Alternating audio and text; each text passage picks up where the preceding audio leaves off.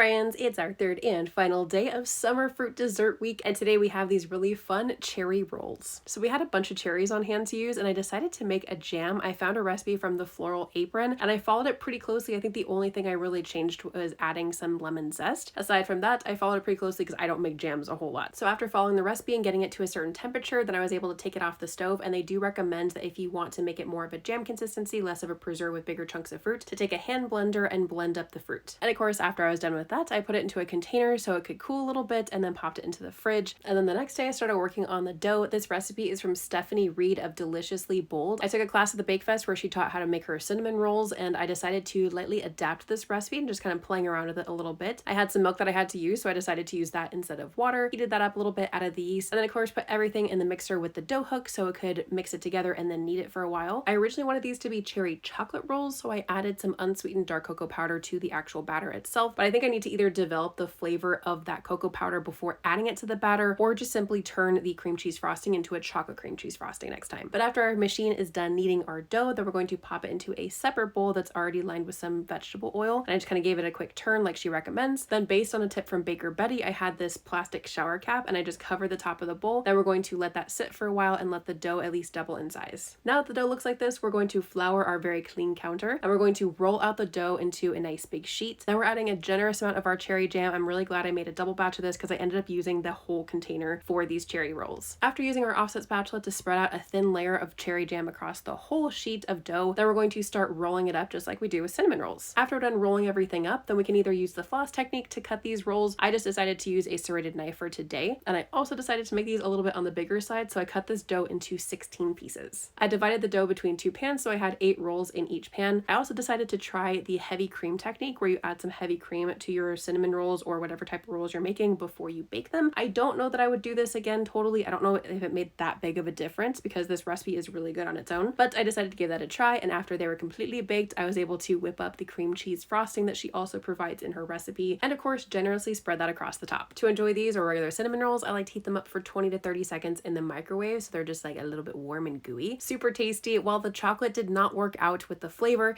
the cherry jam was still really tasty, especially combined with that cream cheese frosting. I would definitely try these again and try to kind of play around with them a little bit more. But as always, I am curious, would you give these cherry rolls a try? Let me know your thoughts in the comments.